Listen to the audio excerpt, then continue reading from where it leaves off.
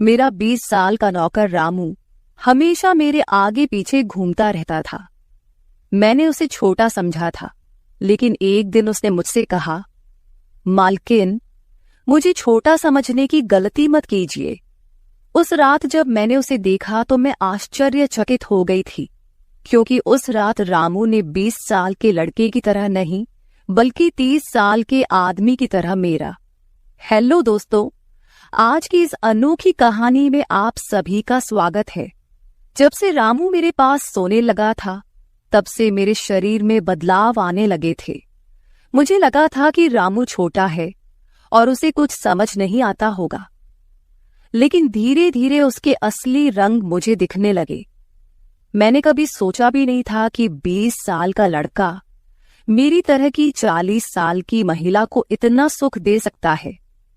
रामू 20 साल का था। उसे मैं गांव से अपने घर काम के लिए लाई थी। मेरे घर में सिर्फ मैं और मेरा 1 साल का बेटा था। जब मैं काम पर जाती थी तो रामू मेरे बच्चे की देखभाल करता और वह मेरे घर में ही रहता था। मैं बिना शादी के मां बन गई थी। मेरे प्रेमी ने शादी का झांसा देकर मुझसे प्रेम का खेल खेला। जब मैं गर्भवती हो गई तो मैं उसके घर गई और वहां मैंने देखा कि उसकी शादी हो रही थी। उसने मुझसे प्रेम का नाटक किया और किसी और लड़की से शादी कर ली थी। मेरे पेट में पल रहे बच्चे को मारने का मेरा मन नहीं हुआ, और जब मैंने गर्भपात कराने का सोचा, तब तक समय निकल चुका था। मैं 5 महीने की गर्भवती हो चुकी थी। मेरे माता पिता ने मुझे और मेरे बच्चे को स्वीकारने से इनकार कर दिया। तब मैं अकेली रहने लगी। कई महीने पहले मैं अपने गांव गई थी, अपने दादा के 100वें जन्मदिन के लिए। मेरे दादा ने मुझे जन्मदिन का निमंत्रण भेजा था और इसलिए मैं गांव गई थी। मेरे बेटे को वहां सिर्फ मेरे दादा ने ही प्यार से गोद में लिया था। आरव उनके पास खेल रहा था। तभी ऑफिस से मेरा फोन आया और मैं कुछ देर के लिए फोन पर बात करने के लिए बाहर चली गई। जब मैं वापस आई तो मेरा आरव दादा के पास नहीं, बल्कि घर के एक नौकर के पास था।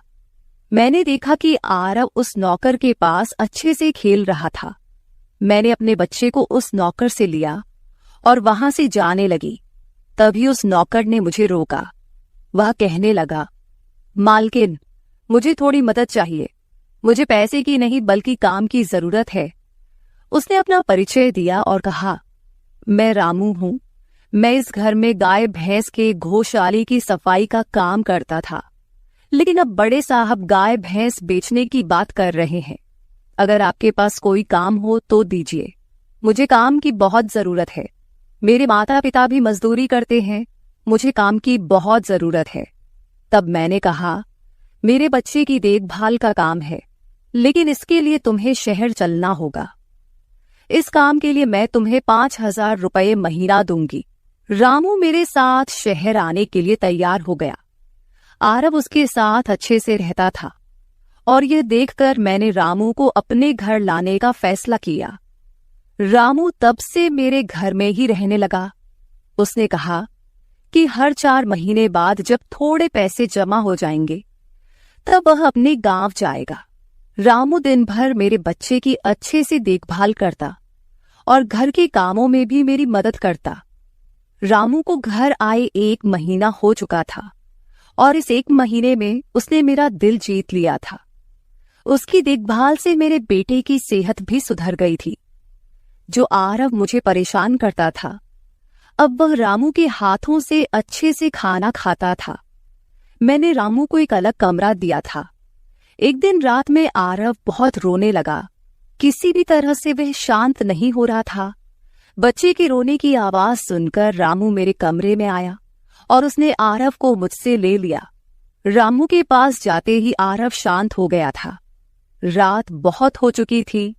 आरव रामू को छोड़ नहीं रहा था, तो मैंने रामू को अपने कमरे में ही सोने के लिए कह दिया। सुबह जब मैं उठी तो आरव रामू से लिपटकर सो रहा था। उस रात के बाद से रामू आरव के लिए मेरे कमरे में सोने लगा। रामू के आने के बाद सब कुछ अच्छे से चल रहा था। रामू के काम से खुश होकर छुट्टी के दिन मैं उसे मॉल लेकर गई। वहां मैंने उसके लिए अच्छे कपड़े खरीदे और सैलून में जाकर उसकी नई हेयर स्टाइल बनवाई। रामू देखने में अच्छा था, लेकिन वह एकदम साधारण तरीके से रहता था। उस दिन मैंने उसका पूरा लुक ही बदल दिया था। उसे नए अंदाज में देखकर मैं भी उस पर विश्वास नहीं कर पा रही थी। कल तक जो एक साधारण सा नौकर था, वह इतना हैंडसम और स्मार्ट दिख सकता है, इसकी मैंने कल्पना भी नहीं की थी। मॉल से हम घर आए तो आरव आते ही सो गया था। मैंने उसे कमरे में बिस्तर पर सुला दिया और पानी पीने के लिए बाहर जाने लगी। तभी रामू मेरे लिए पानी लेकर आया। पानी पीकर मैंने गिलास रखा और रामू मुझे तब से ही एकटक देख रहा था। जैसे ही मैंने गिलास रखा, उसने मुझे गले लगा लिया। कई सालों बाद किसी पुरुष ने मुझे गले लगाया था। मैंने उसे खुद से दूर किया। तब रामू ने कहा, मालकिन, आपकी वजह से आज पहली बार मैंने खुद से प्यार करना सीखा है। जिंदगी बहुत खूबसूरत है, बस इसे जीना आना चाहिए। आज आपने मेरा कायाकल्प करवा कर मुझ पर बहुत बड़ा उपकार किया है। मैं सच में बहुत अच्छा दिख रहा हूँ। रामू के चेहरे पर खुशी देखकर मैं भी खुश थी। अगले दिन से वह बहुत स्वच्छ और सलीके से रहने लगा था। वह 20 साल का था, लेकिन गांव का लड़का होने के कारण उसकी कद काठी अच्छी थी। वह घर में भी रोजाना कसरत करता था। उसकी लंबाई भी ठीक ठाक थी। मैंने उससे उसकी पढ़ाई के बारे में पूछा था, लेकिन उसने कहा कि अब उसका पढ़ाई से मन उठ गया है। हर सुबह ऑफिस जाने से पहले मैं अपने बच्चे को दुलार कर ऑफिस के लिए निकलती थी। आज जब मैं ऑफिस के लिए निकलने से पहले आरव को चूमने गई, तब वह रामू की गोद में था। अचानक आरव ने अपनी गर्दन घुमाई और मेरे होंठ रामू के गाल पर जा लगे। मुझे बहुत शर्मिंदगी महसूस हुई। मैंने उससे माफी मांगी और ऑफिस के लिए निकल गई। शाम को जब मैं घर आई, तब भी मैं रामू की आंखों में नजर नहीं मिला पा रही थी। रामू ने आरव को खाना खिलाकर सुला दिया था। फिर हम दोनों ने साथ में खाना खाया। खाना खत्म करने के बाद मैं अपने कमरे में गई। वहां मैं अपनी दवाइयां ले रही थी। मुझे माइग्रेन की समस्या थी, उसी की दवा मैं ले रही थी। दवा लेने के बाद भी मेरा सिर बहुत दर्द कर रहा था। मैं अपने कमरे में सिर पकड़कर बैठी हुई थी। कुछ देर बाद रामू कमरे में आया। मुझे इस हाल में देखकर उसने पूछा कि क्या हुआ। जैसे ही उसे पता चला कि मेरा सिर दर्द कर रहा है, उसने मेरे सिर की मालिश शुरू कर दी। रामू की मालिश से मुझे आराम मिल रहा था। धीरे धीरे मुझे गहरी नींद आने लगी। उस रात मुझे बहुत अच्छी नींद आई थी। अगले दिन हमारे ऑफिस में ट्रेडिशनल डे का फंक्शन था और इसके लिए मैंने गुजराती लुक अपनाने का फैसला किया। मैंने घाघरा पहन लिया था, लेकिन स्कर्ट का नॉट बांधने में मुझे दिक्कत हो रही थी। तब मैंने रामू को कमरे में बुलाया और उससे नॉट बांधने को कहा। नॉट बांधते समय उसका हाथ मेरी खुली पीठ पर से गुजर रहा था। मैंने उसे छोटा समझा था, इसलिए मैंने उसे यह काम करने के लिए कहा था। मेरे पास और कोई विकल्प भी नहीं था। तैयार होकर जब मैं जाने लगी तो रामू ने मुझे रोका और अंदर से काजल लेकर आया। उसने मेरे कान के पीछे काजल लगाया और कहा, मालकिन, अब आपको किसी की नजर नहीं लगेगी। आप बहुत सुंदर लग रही हैं। उसकी बात सुनकर मैं हंसी और चलने लगी। उस दिन शाम को जब मैं घर आई तो मेरे साथ मेरी एक सहेली और उसका प्रेमी भी आया। रामू ने आज बहुत अच्छा खाना बनाया था। मेरी सहेली प्रिया 4-5 दिन मेरे घर रुकने वाली थी। अगले 3 दिन उसका प्रेमी भी मेरे घर पर था। अगले दिन रात को रामू ने खाना बनाया और प्रिया और उसके प्रेमी को खाने के लिए बुलाया, लेकिन वे दोनों कमरे में ही ड्रिंक कर रहे थे। प्रिया तो बहुत ज्यादा पी चुकी थी। वह खाना खाए बिना ही सो गई। उसका प्रेमी रोहन हमारे साथ खाना खाने बैठा। उसने कहा, प्राची, तुम प्रिया से भी ज्यादा सुंदर हो। रोहन के बोलते ही रामू उसे गुस्से से देख रहा था। खाना खत्म करने के बाद रोहन अपने कमरे में चला गया। उसके जाते ही रामू मुझसे कहने लगा, मालकिन, आपके ये कैसे दोस्त हैं? मुझे उस आदमी की बात बिल्कुल भी अच्छी नहीं लगी। तब मैंने रामू से कहा, मैं तुझे घर के सदस्य की तरह मानती हूँ। इसका यह मतलब नहीं कि तू मेरे मेहमानों से कुछ भी कहे। तेरा काम है आए हुए मेहमानों की सेवा करना, इसलिए तू सिर्फ वही कर। बाकी मुझे कुछ सिखाने की जरूरत नहीं। रामू को डांट कर मैं अपने कमरे में चली गई। मैंने उसे डांट दिया था, फिर भी वह मेरे लिए पानी लेकर आया। तब मैंने अपनी दवा ली और पानी पीकर सो गई।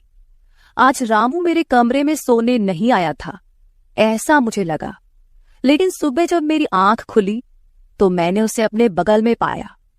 सुबह मेरी आंख खुली तो मेरे सामने प्रिया थी। वह बहुत गुस्से में लग रही थी। रामू को मेरे सामने लाया गया। उसके हाथ में प्रिया की ओढ़नी बंधी हुई थी।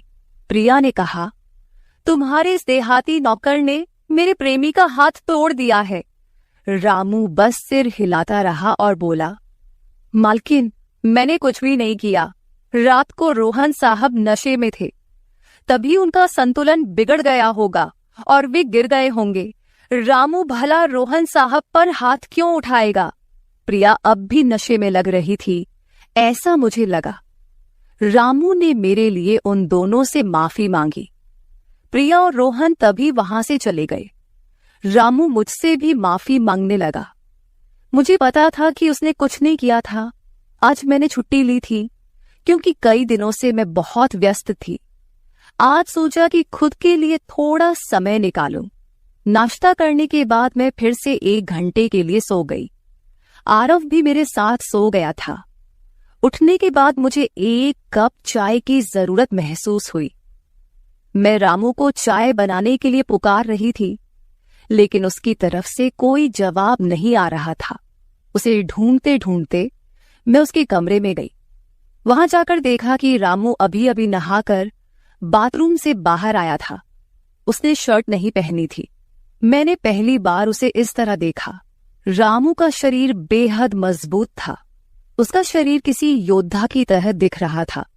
मैं उसे टकटकी लगाकर देख रही थी। मुझे उस वक्त कोई होश नहीं था। कई सालों बाद मैं किसी जवान पुरुष को इस तरह बिना कपड़ों के देख रही थी। मैं उसे टकटकी लगाए देख रही थी। तभी रामू ने मुझे आवाज दी। वह मेरे सामने शर्ट पहनकर खड़ा था, फिर भी मैं अपनी सुध-बुध खोए उसे देख रही थी। उसने मेरी आंखों के सामने चुटकी बजाई। तब मैं होश में आई और उससे कहा कि मेरे लिए चाय बना दे। आज घर में ही थोड़ा खुद का स्किन केयर करने का सोचा, इसलिए दोपहर के समय मैं अपने कमरे में अपना पार्लर चलाने लगी। उस समय मैंने शॉर्ट्स और गाउन पहन रखा था और मैं अपने पैरों का वैक्सिंग कर रही थी। वैक्सिंग करते समय गलती से मैंने थोड़ा ज्यादा गर्म वैक्स अपने पैर पर लगा लिया, जिससे जलन हुई और मेरे मुंह से तेज आवाज निकल गई। मेरी आवाज सुनकर रामू दौड़ता हुआ मेरे कमरे में आया। उसने मेरे जले हुए पैर को देखा। उसने मेरे पैर से गर्म वैक्स हटाया और वहां क्रीम लगा दी। उसके हाथ बार बार मेरे पैर पर अनजाने में फिर रहे थे और उस वक्त मेरे मन में जो भावनाएं उत्पन्न हो रही थीं, उन्हें व्यक्त करना मेरे लिए मुश्किल हो रहा था। रामू की नजर मुझ पर पड़ते ही मैं दर्द से कराह उठी। मुझे इस हालत में देखकर उसने कहा, बाई साहब, अब आप बस आराम से लेट जाइए। आपको जो भी करना है मुझे बताइए, मैं आपकी मदद कर दूंगा। मैंने उसे मेरे दूसरे पैर का वैक्सिंग करने को कहा। रामू ने जैसा मैंने बताया वैसा ही किया। उसने मेरे चेहरे की मसाज भी कर दी। उसके स्पर्श से मुझे बहुत आराम मिला।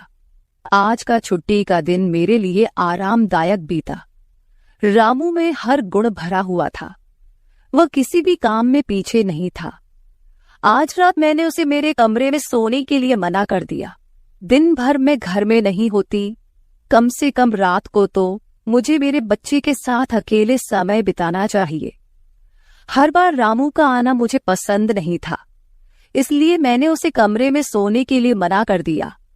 इस तरह दिन बीतने लगे। कुछ दिनों तक रामू के बिना आरव रात को सो नहीं पाता था, लेकिन धीरे धीरे उसने रोना बंद कर दिया। मुझे अपने अंदर कुछ बदलाव महसूस होने लगे थे। सुबह उठते ही मेरा शरीर बहुत दुखने लगता था। अचानक ये सब क्यों हो रहा है, समझ नहीं आ रहा था। कुछ दिनों में मेरी शारीरिक पीड़ा इतनी बढ़ गई कि मुझे बिस्तर से उठने की भी इच्छा नहीं होती थी। तब मैंने ऑफिस से 1 हफ्ते की छुट्टी ले ली। कुछ दिनों आराम किया, शायद थोड़ा ठीक हो जाऊं। अब पूरा वक्त आरव रामू के साथ रहता था। जब उसे भूख लगती तो वह बीच बीच में मेरे पास आ जाता। आज मैं अपनी कमर पकड़कर बैठी थी। रात को रामू पानी लेकर मेरे कमरे में आया। मेरी कमर पर हाथ देखकर उसने समझ लिया कि मुझे बहुत तकलीफ हो रही है। रामू ने कहा, भाई साहब, अगर आपको कोई आपत्ति ना हो तो मैं आपकी कमर की मालिश कर देता हूं। मेरी कमर इतनी दुख रही थी कि मैंने उसकी मालिश के लिए हाँ कर दी, लेकिन उससे पहले मैंने अपने कमरे की लाइट बंद कर दी। छोटे 0 बल्ब की रोशनी में मेरी कमर उसे नहीं दिखेगी, इसलिए मैंने कमरे की बड़ी लाइट बंद करके 0 बल्ब जला दिया।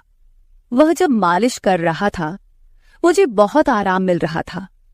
मालिश करने से मेरी पीड़ा जैसे झट से गायब हो गई थी। मालिश करते समय रामू ने मुझसे पूछा, भाई साहब, आपको आरव के पिता की कभी याद नहीं आती? आप इतनी सुंदर और जवान होकर भी अभी तक अकेली क्यों हैं? उसके सवाल का मेरे पास कोई सही उत्तर नहीं था। मैंने उससे कहा कि शायद तुम्हारे सवाल का उत्तर मेरे पास नहीं है। उस सवाल पर वहीं विराम लग गया। रामू की मालिश से मुझे अच्छी नींद आ गई थी। अगले 2 दिन बाद वह तारीख थी जब मैंने अपने प्रेमी से मुलाकात की थी। आखिर वह दिन आ ही गया। उस दिन मैंने दिन भर अपने मन को किसी न किसी काम में व्यस्त रखने की कोशिश की, लेकिन रात के अंधेरे में मुझे अपने प्रेमी की बहुत याद आ रही थी। आज वह मेरे साथ नहीं था, लेकिन वह मेरे बच्चे का पिता था। आरव को देखकर मुझे रोज उसकी याद आती थी और आज मैं अपनी भावनाओं को छुपा नहीं पाई। मैं अपने कमरे में जोर जोर से रोने लगी। आरव पास में सो रहा था, इसका भी मुझे ध्यान नहीं रहा। मैंने आज अपनी दवाइयां भी नहीं ली थीं। रामू पानी लेकर मेरे कमरे में आया। मुझे रोते हुए देखकर उसने मुझे पानी पिलाया। जब मैं शांत हुई तो उसने मुझे दवाइयां दी। मेरे रोने की आवाज से आरव हल्का हिलने लगा। वह जाग न जाए, इसलिए रामू मुझे अपने कमरे में ले गया। वहां जाकर मैंने उसे कसकर गले लगा लिया। ऐसा लग रहा था कि मैंने अपना होश खो दिया था। मेरा रोने का कारण सुनकर रामू भी शांत हो गया था। वह लगातार मेरे आंसू पोंछ रहा था। रोते रोते मैंने उसका कंधा पकड़ लिया। धीरे धीरे मैंने उसे और करीब खींच लिया। मैंने उससे कहा, रामू, आज की रात मैं तुम्हारे साथ बिताना चाहती हूं। तब रामू ने कहा, भाई साहब, मैं अभी छोटा हूं, मुझे कुछ भी नहीं आएगा। उसकी बात सुनकर मैंने उसे और पास खींच लिया। उस रात मैं उसके कमरे में थी, लेकिन सुबह जब मैं उठी तो वह मेरे पास नहीं था। उसकी शर्ट वहीं पड़ी हुई थी। जब मैं बाहर गई तो मैंने देखा कि रामू मेरे बच्चे को दूध और बिस्किट खिला रहा था। मुझे आरव का ख्याल नहीं आया था, लेकिन रामू ने नहीं भुलाया। उसने हम दोनों माँ बेटे को खुश कर दिया था। रात की थकान के बाद मैं सुबह देर से उठी थी। दिन भर रामू ने मुझसे नजरें नहीं मिलाईं। आज प्रिया मुझसे मिलने घर आई थी। वह रामू की तरफ देख भी नहीं रही थी। रामू ने उसे पानी दिया और कमरे से बाहर चला गया। थोड़ी देर बातें करने के बाद प्रिया जाने लगी। जाते समय उसने मुझसे कहा, जितनी जल्दी हो सके अपने नौकर को यहां से निकाल दो। वह दिखने में जितना मासूम लगता है उतना है नहीं। उसकी बात का मैंने खास ध्यान नहीं दिया। रोज की तरह रात को खाना खाने के बाद रामू ने मुझे पानी का गिलास मेरे कमरे में लाकर दिया और उसने आरव को भी सुला दिया था। आरव आज बाहर हॉल में झूले में सो रहा था। रामू उसकी देखभाल कर रहा था। मैंने अपने कमरे की लाइट बंद कर दी। और सो गई। कुछ समय बाद मुझे आरव की आवाज सुनाई दी। उसकी आवाज से मेरी नींद खुली। मैं उठने वाली थी कि तभी उसकी रोने की आवाज बंद हो गई। कुछ समय बाद मुझे अपने कमरे का दरवाजा खुलने की आवाज सुनाई दी। मैं चुपचाप सब देख रही थी। रामू मेरे कमरे में आया था। उसने मेरे पास आकर ये देखने की कोशिश की कि मैं सो रही हूं या नहीं, और फिर उसने मेरा मोबाइल उठाया। उसकी वह खोजबीन देखकर मैंने जल्दी से कमरे की लाइट ऑन कर दी। मुझे जागता हुआ देखकर वह चौंक गया। मैंने उसके हाथ से अपना मोबाइल छीन लिया। मैंने उससे कहा, रामू, ये सब क्या चल रहा है? तुम इस वक्त यहां क्या कर रहे हो? वह कुछ नहीं कहकर वहां से जाने लगा, लेकिन मैंने उसे इतनी आसानी से छोड़ने का इरादा नहीं किया था। मैंने उसे उसका वीडियो दिखाया जिसमें वह प्रिया के बॉयफ्रेंड पर हाथ उठा रहा था। उस दिन रोहन के मोबाइल का कैमरा गलती से चालू रह गया था और उसमें उनकी हाथापाई रिकॉर्ड हो गई थी। सुबह जब प्रिया मुझसे मिलने आई थी तब उसने मुझे वह वीडियो दिखाया था और तब से मैं रामू पर नजर रख रही थी। रामू, तुमने झूठ क्यों बोला? तुमने रोहन पर हाथ क्यों उठाया? तब उसने कहा, जो भी आप पर बुरी नजर डालेगा उसके साथ मैं यही करूंगा। मालकिन, उस रात जब रोहन नशे में था वो आपके कमरे में आया था। वो आपके साथ कुछ गलत करने की कोशिश कर रहा था और इसलिए मैंने उस पर हाथ उठाया। रामू की बात सुनकर मैंने कहा, ठीक है, मैं तुम्हारी बात मानती हूं, लेकिन तुम मुझे नींद की दवा क्यों दे रहे थे? आज मैंने तुम्हें मेरे पानी में दवा मिलाते हुए देखा है। तुम्हारी नजर मुझ पर थी और तुम जो चाहते थे वह मैंने तुम्हें दे दिया है। अब अपना हिसाब करो और गांव निकलो। मेरी बात सुनकर रामू बोला, मालकिन, आप जैसा सोच रही हैं वैसा कुछ भी नहीं हुआ है। कल रात मैंने आपके साथ कुछ भी गलत नहीं किया।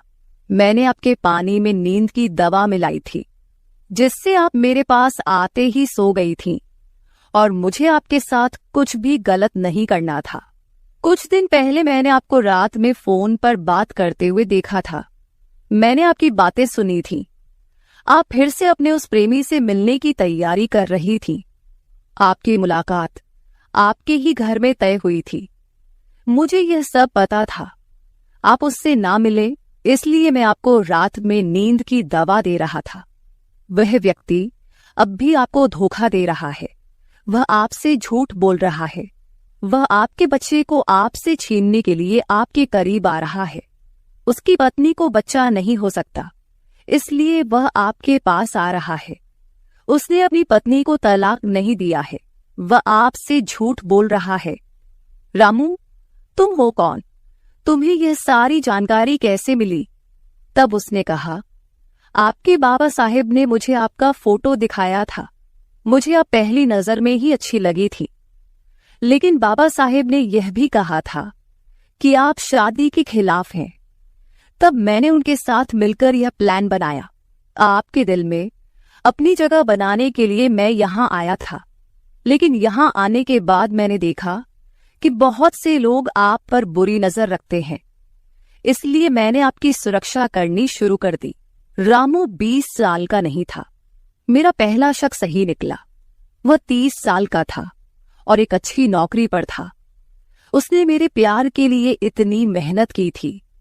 रामू ने मेरे प्रेमी के बारे में जो भी कहा था वह सब सच था। रामू ने मेरे प्रेमी की सारी जानकारी सही निकाली थी। रामू जैसा ईमानदार पति और मेरे बच्चे का पिता मिलना मेरे लिए बहुत बड़ी बात थी। मैं अपने प्रेमी के धोखे के जाल में फंसने से बच गई थी। आज मैं विक्रांत उर्फ रामू के साथ बहुत खुश हूं। वह मुझसे और मेरे बच्चे से बहुत प्यार करता है। मेरे बाबा साहेब की वजह से आज मेरा परिवार शुरू हुआ।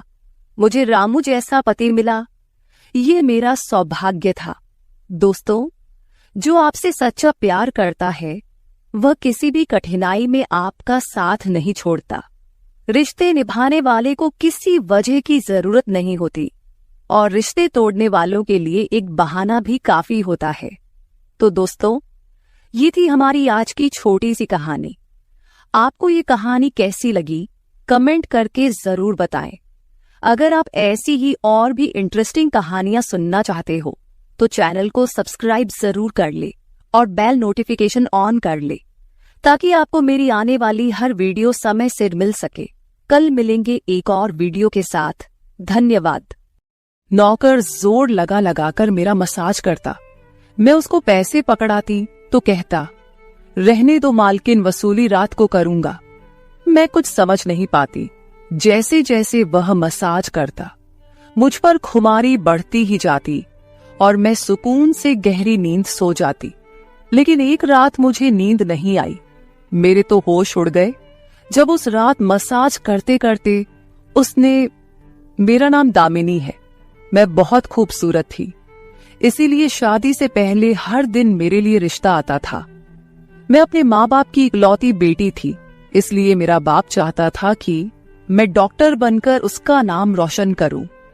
मगर जब मेरे लिए इतने अच्छे रिश्ते आते थे तो मेरी माँ मुझे कहती कि तुम अपनी पढ़ाई छोड़ दो ताकि मैं तुम्हारी शादी कर दूं। मगर मैं अपनी माँ से कहती थी कि मुझे तो डॉक्टर बनना है। मगर ये सुनकर मेरी माँ को गुस्सा आ जाता था और वह कहती थी कि तुम अभी शादी कर लो, ये डॉक्टर की पढ़ाई बाद में कर लेना। मगर मेरा बाप नहीं मानता था, इसलिए मेरी माँ एक बुजुर्ग बाबा के पास गई और उनसे कहा कि मैं अपनी बेटी की शादी करना चाहती हूँ। मगर उसका बाप नहीं मान रहा। कोई ऐसा ताबीज दो कि उसका बाप शादी के लिए फौरन मान जाए। उस बुजुर्ग ने मेरी माँ से 2000 रुपए लिए और ऐसा ताबीज दिया कि मेरा बाप मेरी शादी के लिए फौरन मान गया। ये रिश्ता दरअसल मेरे बाप के दोस्त ने अपने बेटे के लिए मांगा था और कहा कि आपकी बेटी शादी के बाद भी डॉक्टर बन सकती है। ये सुनकर मेरे बाप ने उससे शादी के लिए फौरन हाँ कह दिया और मैं विदा होकर अपने ससुराल आ गई। मेरे ससुराल वाले बहुत अमीर थे, इसलिए मैं और मेरे पति अलग घर में रहते थे। मेरा पति अपने बाप का बिजनेस संभालता था, इसलिए वह सुबह से शाम तक बिजी रहता था। मैं उसके घर गई तो वहां का ऐशो आराम देखकर मैं चौंक गई। मेरे पति ने मेरी सेवा के लिए कई नौकरानियां रखी हुई थी, मगर उसका एक नौकर धीरे धीरे मेरे करीब आने लगा। उस नौकर ने मुझसे कहा कि मैं यहाँ काफी सालों से काम कर रहा हूँ और आपके ससुराल वाले मुझे बिल्कुल घर के मेंबर की तरह ही समझते हैं। ये सुनकर मैंने भी उसे खास अहमियत देना शुरू कर दी। वह एक दिन मेरे कमरे में आ गया। मैं अभी तक बिस्तर में लेटी हुई थी। उसने मुझे थका थका देखा तो कहने लगा कि आप लेटे रहो, थक गई होगी। अगर आपको एतराज ना हो तो मैं आपके पैर दबा दूं। यह सुनकर मैं चौंक गई। मैं खूबसूरत थी, जवान थी, लेकिन मुझे मेरे पति के अलावा किसी मर्द ने नहीं छुआ था और ना ही मैंने किसी नौकर से कभी अपने पैर दबवाए थे। इसलिए मैंने फौरन मना कर दिया, क्योंकि मुझे अच्छा नहीं लगता कि कोई पराया मुझे छुए। यह सुनकर वह चुप हो गया और मेरे कमरे से चला गया। तभी मुझे एहसास हुआ कि मैंने उसकी बात का जवाब बहुत सख्ती से दिया था। शायद वह पहले भी मेरे ससुराल में ऐसे काम करता होगा, मगर मैंने साफ इनकार करके उसका दिल तोड़ दिया था। दरअसल मैं बहुत नरम दिल थी, इसलिए मुझे बाद में अफसोस होने लगा। मैं उसके बारे में सोचने लगी कि यह नौकर तो काफी जवान और खूबसूरत है, मुझे इससे पैर नहीं दबवाना चाहिए था। शायद मेरे पति को यह बात अच्छी न लगे। अगले दिन भी ऐसा हुआ। नौकर ने यही बात मुझे दोबारा कहा। मैं उस दिन बहुत थकी हुई थी, इसलिए मैंने अपने पैर बिस्तर से नीचे कर लिए और उससे कहा कि तुम मेरे पैर दबा दो। ये सुनकर वह खुश हो गया और उसने मेरे पैर दबाने शुरू कर दिए। वह इतने धीरे धीरे पैर दबा रहा था कि मुझे फिर से नींद आने लगी। ये देखकर वह नौकर कहने लगा, मालकिन, आपको नींद आ रही है, आप बिस्तर पर लेट जाओ, मैं आपके पैर दबाता रहूंगा। मैं जैसे मदहोशी में थी, इसलिए फौरन बिस्तर पर लेट गई। वह नौकर बिस्तर पर आ गया और मेरे पैर दबाने लगा। उसके बाद मुझे होश नहीं रहा और मैं सो गई। मुझे नहीं पता था कि मैं कितने घंटे सोती रही। मेरी आंख खुली तो मैंने देखा कि वह नौकर अभी तक मेरे पैर दबा रहा था। ये देखकर मुझे उस पर तरस आ गया और मैंने हाथ बढ़ाकर अपना पर्स खोली और कुछ नोट निकाले और उस नौकर के हाथ में रख दिए। ये देखकर वह शर्माने लगा। मालकिन, आप मुझे पैसे देकर शर्मिंदा कर रही है। मेरी सैलरी अच्छी है, मुझे इन पैसों की जरूरत नहीं है। ये सुनकर मैंने उससे कहा कि यह पैसे तुम्हारी मेहनत के हैं। ये सुनकर उस नौकर ने मुझसे वह पैसे लिए और मेरे कमरे से निकल गया। मेरा पति रात को देर से आता था, इसलिए मैंने शाम को फिर उस नौकर को अपने कमरे में बुलाया और उसे कहा कि तुम्हारी मालिश से मुझे बहुत अच्छी नींद आती है, इसलिए जब तक मेरा पति घर नहीं आ जाता तब तक तुम मेरे कमरे में ही रहना। शायद नौकर को पैसे का लालच आ गया था, इसलिए वह मेरी बात सुनकर खुश हो गया और कहने लगा, मैं तो आपका मामूली सा नौकर हूँ, जैसा आप कहोगे मैं वैसा ही करूंगा। आपके पैर दबाता रहूंगा ताकि आपकी थकान उतर जाए और आपको सुकून मिले। ये सुनकर मैंने उससे कहा कि तुम्हारे हाथों में जादू है, इसलिए तो मेरी सारी थकावट उतर जाती है। एक दिन नौकर ने मुझसे कहा कि आपकी सास भी कभी कभी मुझसे मसाज करवा लेती थी। ये सुनकर मैं चौंक गई। मुझे मेरी सास ऐसी नहीं लगती थी, मगर वह नौकर झूठ बोलने वाला नहीं लगता था। मुझे ससुराल आए 1 महीना होने वाला था, इसलिए मैंने नौकरों को परख लिया था। वह मुझे हर बात सच ही कहता था। मेरे घर में नौकरानियां भी काम करती थी, मगर वह झूठी और बेईमान थी। वह मुझसे जो बात सुन लेती थी उसे पूरे मोहल्ले में मशहूर कर देती थी, इसलिए मैं उन्हें अपने कमरे में नहीं आने देती। ये नौकर इस घर का पुराना नौकर था, इसलिए मैं उस पर भरोसा करती थी। नौकर भी मेरे कमरे में आता था, मगर अपनी नजरें झुकाकर रखता था। वह मेरे जिस्म को हाथ लगाता, मगर उसकी नीयत खराब न थी। ऐसा हर रात होता था। एक दिन मैंने अपने पति से कहा कि जब से हमारी शादी हुई है हम कहीं घूमने फिरने नहीं गए। ये सुनकर मेरे पति ने कहा कि जब से हमारी शादी हुई है तुम भी तो हर वक्त नींद में रहती हो। मैं रात को घर आता हूँ तो तुम गहरी नींद में होती हो। दिन को मेरे पास वक्त नहीं होता और रात को मेरे घर आने से पहले तुम सो जाती हो। ये सुनकर मैं अपने दिल में सोचने लगी कि यह सब नौकर की मालिश की वजह से हो रहा था। मेरे पति की शिकायत सही थी। मुझे रोज रात को अपने पति के लिए जागना चाहिए था।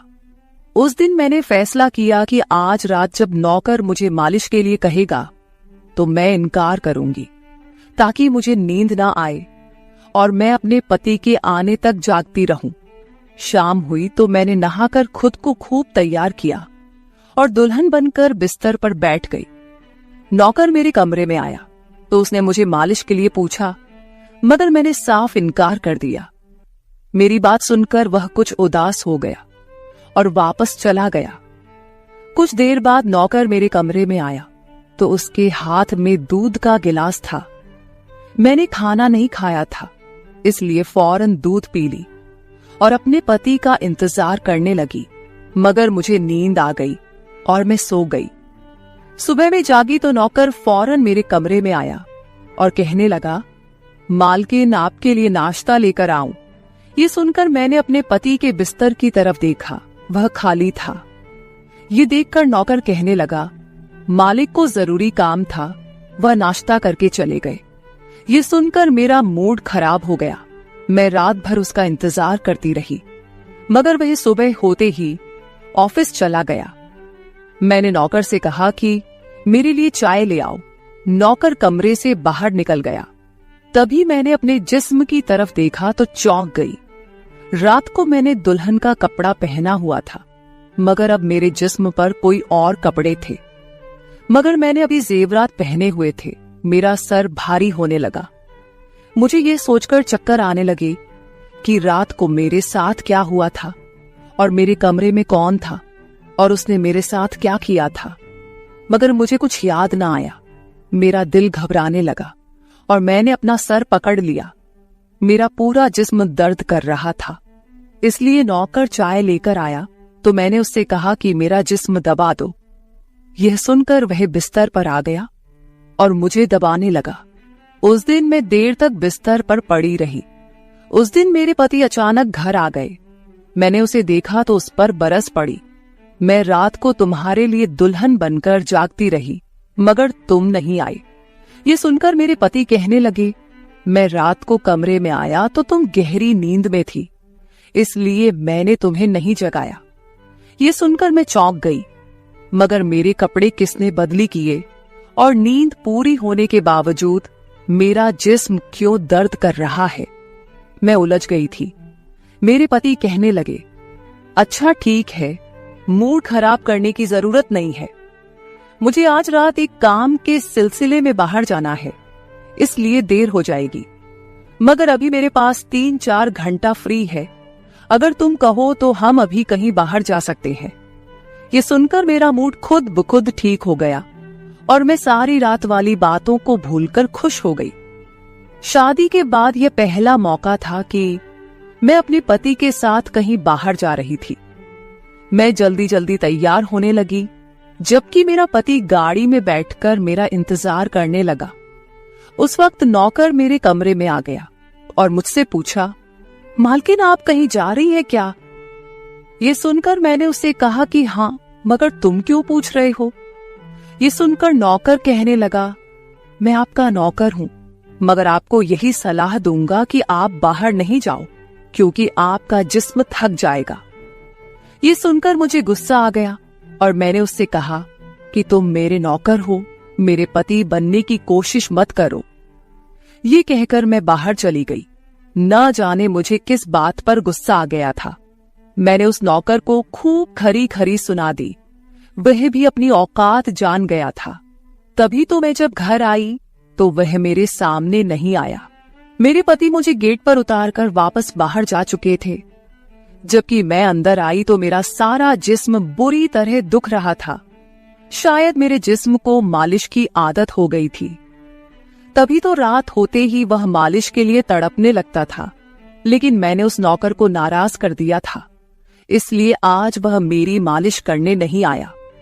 मगर मुझे उसकी जरूरत थी, इसलिए मैंने एक नौकरानी को बुलाया और उस नौकर को बुलाने को कहा।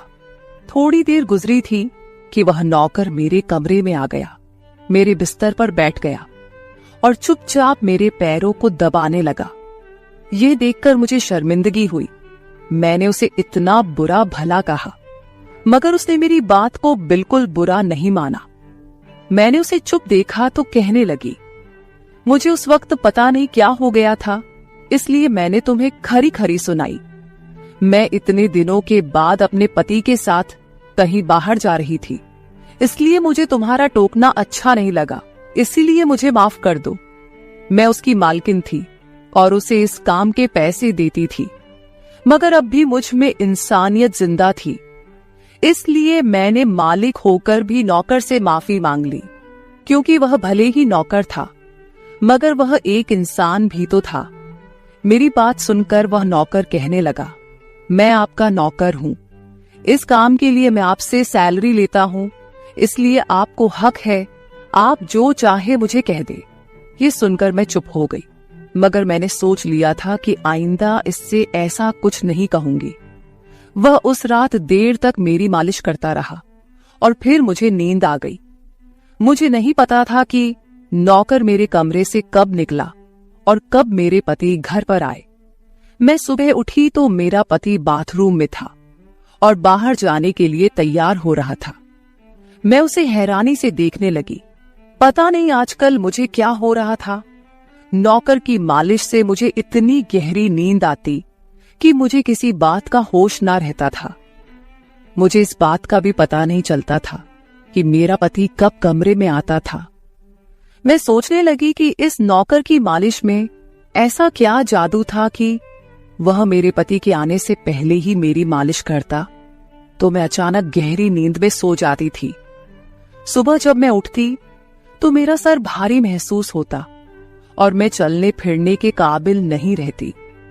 मगर यह बात मैंने अपने पति को नहीं बताई, क्योंकि मैं नहीं चाहती थी कि ये बात मेरे पति को पता चले कि मैं उस नौकर से मसाज करवाती थी। एक दिन मेरा पति दिन के वक्त घर पर ही रहा। मैंने नौकर से घर के सारे काम करवाए, अपने कमरे में नहीं आने दिया।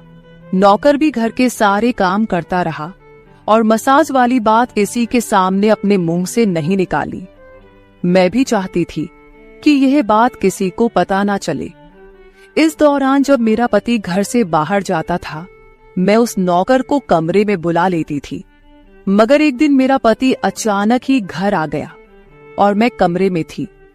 यह देखकर मैं बहुत घबरा गई और सोचा कि पति के आने से पहले नौकर को भगा दूं। मगर यह नौकर भी बड़ा समझदार था। मेरे पति के आने से पहले दूसरे काम पर लग गया और मेरे पति को कुछ पता नहीं चला। मैं मसाज घर की नौकरानियों से भी करवा सकती थी, मगर उस नौकर के हाथ में क्या जादू था कि मैं उसे हर रोज अपने कमरे में बुला लेती थी। मुझे पता नहीं क्या हो जा रहा था। जिस रात मैं नौकर से मसाज नहीं करवाती थी, उस रात मेरे पूरे जिस्म में दर्द हो जाता था। सुबह में जागती तो मेरा सर भारी हो जाता था और मुझे थकान भी हो जाती थी। एक रात मैंने नौकर से मालिश करवाई और गहरी नींद सो गई। सुबह मेरी आंख खुली तो फिर से मेरे कपड़े चेंज हो चुके थे। ये क्या माजरा था? ऐसा कौन करता था? क्या मेरा पति मेरे साथ ऐसा कर रहा था? मैं सोच में पड़ गई। मैंने शीशे के सामने जाकर देखा तो चौंक गई। मेरे पूरे जिस्म पर लाल निशान पड़ गए थे। यह कैसे निशान थे? मैं अपने जिस्म पर हाथ फेरने लगी। मैं जैसे उस निशान को मिटाना चाहती थी, मगर ऐसा न हुआ। अगले दिन फिर मैंने अपने जिस्म को देखा कि निशान खत्म होने के बजाय फैलने लगे थे। मैं घबरा गई। तभी मेरे कमरे में नौकर आ गया और उसने मुझे मालिश को कहा। मैं उस निशान को छुपाना चाहती थी, इसलिए उसे कहा कि आज तुम सिर्फ मेरे पैर दबा दो। उसने मुझसे कुछ नहीं पूछा, मगर मैं अंदर ही अंदर डर रही थी। किसी दिन मेरे पति ने यह निशान देख लिए तो मैं उसे क्या जवाब दूंगी। मैं ये सोच सोचकर थक चुकी थी, इसलिए मैंने तकिए पर पैर रख दिए। नौकर मेरा मसाज करने लगा। मेरी आंखें नींद से बंद होने लगी थी। तभी मुझे नौकर ने ऐसी बात कह दी जिसे सुनकर मेरे होश उड़ गए। उसने मुझसे कहा, मालकिन आप मुझे बहुत अच्छी लगती हो। मेरी आंखें बहुत बोझल होने लगी थी। मुझे उसकी बात समझ नहीं आई और फिर मैं गहरी नींद सो गई। सुबह मेरी आंख खुली तो मेरा पति भी बिस्तर में लेटा हुआ था। मेरा सर भारी हो रहा था और जिस्म दर्द से छूट रहा था, मगर उसके बावजूद मैं अपने पति के करीब गई और उसे धीरे से उस निशान के बारे में बता दिया। मैंने सोचा कि यह निशान बढ़ रहे थे, इसलिए मुझे यह बात अपने पति को बता देनी चाहिए। ये सुनकर मेरे पति ने मेरे जिस्म से कपड़ा हटाया तो वह उछल पड़ा। वह मुझसे दूर हो गया और कहने लगा, तुमने मुझे धोखा दिया है, बेवफाई की है और तुम्हें उसी की सजा मिली है। यह कोई बीमारी नहीं है, बल्कि तुम्हारा गुनाह है। मुझ में क्या कमी थी जो तुमने दूसरा मर्द तलाश कर लिया? मैं काम में बिजी था, मर तो नहीं गया था कि तुमने एक और चक्कर चला लिया। यह सुनकर मैं हक्का बक्का रह गई। मैंने उससे कहा कि यह आप कैसी बातें कर रहे हैं, मैं बेकसूर हूं। मगर मेरा पति हंसने लगा और कहने लगा, ये निशान बता रहे हैं कि तुम गुनहगार हो, इसीलिए मेरे घर से निकल जाओ। मैं तुम्हें तलाक के पेपर भेज दूंगा। उसने मुझे धक्के मार मार कर घर से निकाल दिया। मैं रोते हुए अपने माँ बाप के घर आ गई और उन्हें अपनी बेगुनाही का यकीन दिलाया। वे मेरे अपने थे, इसलिए उन्होंने यकीन कर लिया। उन्होंने कहा कि वह मेरे पति से बात करने जाएंगे, मगर उनके जाने से पहले ही तलाक के कागज आ गए और मेरी हंसती मुस्कुराती दुनिया उजड़ गई। मैं इसका जिम्मेदार किसको ठहराती? कोई भी तो नहीं था। मैं कई दिनों तक रोती रही। मुझे ऐसा लगने लगा था जैसे मैं मरने वाली थी। एक दिन मेरी माँ मेरे कमरे में आई और कहने लगी कि तुमसे कोई मिलने आया है। मैं भागकर गई कि शायद मेरे पति आए हो, उसे मेरी बेगुनाही का एहसास हो गया हो। मगर वहां मेरा पति नहीं था, बल्कि वही नौकर था जो उसके घर काम करता था। मैंने उसे आने का कारण पूछा तो वह कहने लगा, मैं आपके उन निशानों के बारे में जानता हूं। ये सुनकर मैं चौंक गई। मैंने उसको कसकर पकड़ा और उसकी शर्ट का बटन एक झटके से खोल दिया। मुझे अब समझ आया कि मेरे पति ने मुझ पर इतने गंदे इल्जाम क्यों लगाए थे। ये कहकर मैंने नौकर के सीने पर मुक्के मारने शुरू कर दिए। मैंने कहा, ये निशान मेरे जिस्म पर कैसे आए? तुमने मसाज के बहाने मेरे साथ क्या क्या किया था? मुझे सच सच बताओ। ये सुनकर नौकर ने मेरे दोनों हाथ पकड़ लिए और कहने लगा, मेरा नाम राजेंद्र है और मैं तुम्हारे साथ यूनिवर्सिटी में पढ़ता था, मगर मुझे तुमसे प्यार हो गया। मैं भी डॉक्टर बनना चाहता था और मैंने सोचा था कि जब हम दोनों डॉक्टर बन जाएंगे तो मैं तुम्हारे बाप से तुम्हारा हाथ मांग लूंगा। मगर एक दिन तुम्हारी सहेली की जुबानी मुझे पता चला कि तुम्हारी माँ तुम्हारी शादी जल्द करना चाहती है, इसलिए मैंने डर कर तुम्हारे घर रिश्ता भेजा। मगर तुम्हारे बाप ने इनकार कर दिया और कहा कि मैं अपनी बेटी की शादी तब करूंगा जब वह डॉक्टर बन जाएगी। इसलिए मैं टेंशन फ्री होकर अपनी पढ़ाई करने लगा। मुझे 1 हफ्ते के लिए अपने कजिन की शादी के लिए शहर से बाहर जाना पड़ा, तभी तुम्हारी शादी हो गई। वह यह सब मुझसे कह रहा था और मैं चुपचाप उसे देख रही थी। जब मैं वापस आया तो मेरी मोहब्बत किसी और की दुल्हन बन चुकी थी। मैं तुम्हारे प्यार और दीवानगी में तुम्हारे ही घर का नौकर बन गया ताकि मैं तुम्हारे करीब रह सकूं। मैं तुम्हारे करीब आना चाहता था, इसलिए मसाज के बहाने तुम्हारे कमरे में आ जाता था और रात को तुम्हारे दूध में बेहोशी की दवा मिला देता था ताकि तुम सोती रहो और तुम्हारा पति तुम्हारे करीब ना आ सके, क्योंकि तुम मेरी थी। मैं तुम्हें किसी और के करीब नहीं देख सकता था। ये सुनकर मैं हक्का बक्का रह गई। क्या तुमने मेरे साथ कभी कुछ गलत किया? ये सुनकर उसने मेरा हाथ अपने सर पर रख लिया और कहा, मैं तुमसे प्यार करता था, इसलिए तुम्हारी इजाजत के बगैर मैं तुम्हारे साथ कुछ नहीं करना चाहता था। ये सुनकर मैंने उस निशान की तरफ इशारा किया जो हम दोनों के जिस्म पर थे। ये सुनकर वह हंस दिया और कहा कि मैं डॉक्टर हूं और यह सिर्फ इन्फेक्शन है। ये मैंने इसलिए किया ताकि तुम्हारे पति को हम दोनों के ऊपर शक हो जाए। ये कहकर उसने मुझसे माफी मांग ली और मैंने पूरे 1 साल उसे सजा देने के बाद माफ कर दिया और फिर उसके साथ शादी कर ली। तो मेरे प्यारे दोस्तों, ये थी हमारी आज की छोटी सी कहानी। आपको ये कहानी कैसी लगी कमेंट करके जरूर बताएं। अगर आपको ये कहानी पसंद आई हो तो इसे लाइक करें और अपने दोस्तों के साथ शेयर करें। अगर आप ऐसी ही और भी इंटरेस्टिंग और रोमांटिक कहानियां सुनना चाहते हो तो चैनल को सब्सक्राइब जरूर कर ले और बेल आइकॉन ऑन कर ले ताकि आपको मेरी हर कहानी समय पर मिल सके। कल मिलेंगे एक और नई कहानी के साथ। धन्यवाद।